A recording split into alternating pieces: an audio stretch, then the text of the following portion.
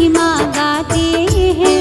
हम रमा एकादशी की तुमको कथा सुनाते हैं, हम कथा सुनाते हैं। एकादशी व्रत है महान, सुनकर होता कल्याण। एकादशी व्रत है महान, इस पूजे सकल जहां।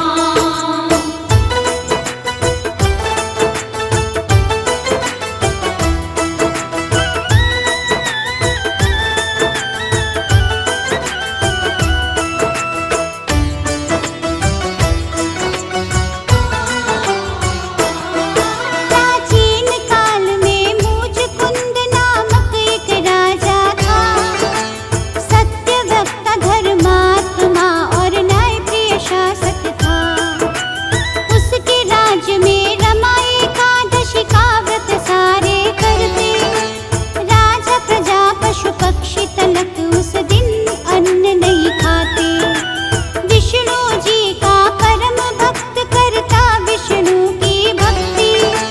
विष्णु कृपा से उसके राज्य में सुख और समृद्धि थी। उसकी एक कन्या थी, चंद्रभागा नाम था जिसका। चंद्रसेन के पुत्र शोभन से उसका विवाह हुआ था। एक दिन शोभन पत्नी संग ससुराल में आते हैं, ससुराल में आते हैं। हम रमा एकादशी की तुमको कथा सुनाते हैं, हम कथा सुनाते हैं।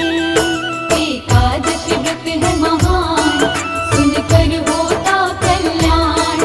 एकादशी व्रत है महान, इस पूजे सकल जहां।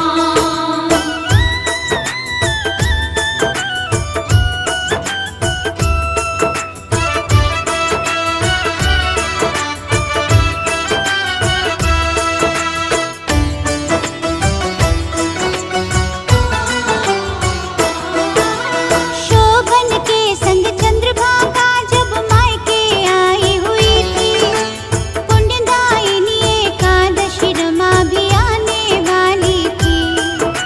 व्रत का दिन जब आया निकट तो चंद्रभागा ने सोचा, मेरे पति अति दुर्बल है, व्रत कैसे इनसे होगा। 10वीं के दिन राजा ने भी घोषणा ये कर दी थी, कोई भी अन्न नहीं खाएगा, कल है रमा एकादशी। शोभन ने जब सुनी घोषणा चंद्रभागा से बोला, भूख मुझे तो लगती है, ये व्रत मुझसे नहीं होगा। भोजन के बिन हम तो बिल्कुल रह नहीं पाते हैं, बिल्कुल रह नहीं पाते हैं। हम रमा एकादशी की तुमको कथा सुनाते हैं, हम कथा सुनाते हैं। एकादशी व्रत है महान, सुनकर होता कल्याण। एकादशी व्रत है महान, इस पूजे सकल जहां।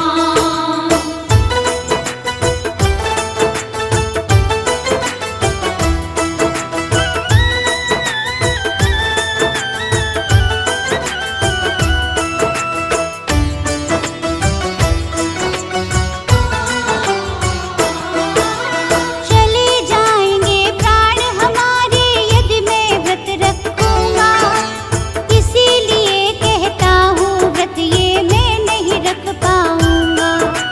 चंद्रभागा ने बोला, यदि तुम नहीं रख पाओगे व्रत, किसी दूसरी जगह चली जाओ स्वामी तुम अब। पत्नी की बातें सुनकर शोभन उसको बतलाए, मैं भी अब इस व्रत को रखूंगा, चाहे जो हो जाए। रमा एकादशी का व्रत भी अब शोभन ने रखा था। भूख प्यास के कारण अत्यंत पीड़ित बहुत हुआ था। भूख लगी फिर भी शोभन कुछ भी नहीं